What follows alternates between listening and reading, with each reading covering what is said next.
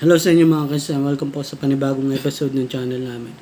So ngayon, meron tayong bubuksan na item.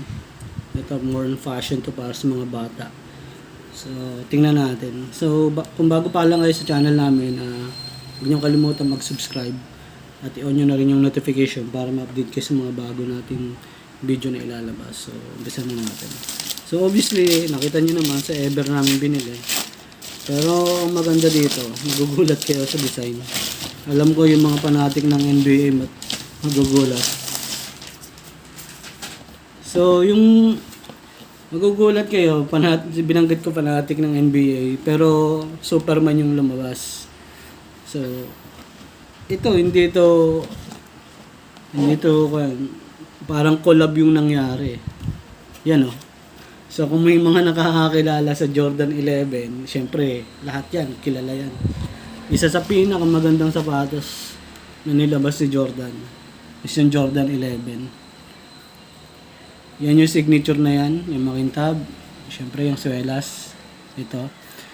Jordan 11 X Superman. So, bakit hindi talaga legit na Jordan yung one? Syempre, alam naman nating mahal yung Jordan 11. Roughly, yung original yan, di ba? Libo talaga. So, ang kagandahan nito, parang collab yung dating. Ang ganda ng forma. Wala pa rin, nostalgic pa rin, classic na classic pa rin. Yan, size 30 to, pambata. So, yan. So, Superman DC, collab with Jordan 11 shoes. Kung mapansin nyo, ang angas ng dating. Diba? Pero hindi siya peke. Kasi Superman talaga yan. Original na kanyan. Kumbaga, siguro, ewan ko, nagpaalam or nagkinapi lang yung design.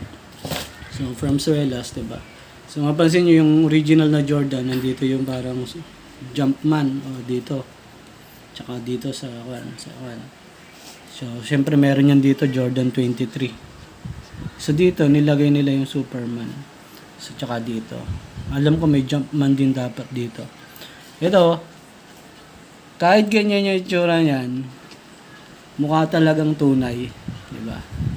Ganda ng dating. Wala pa rin kukupas. Mahal na ngayon talaga ang Jordan 11 shoes. Bihira na rin sila maglabas niyan. Napaka-limited ng stock na yan.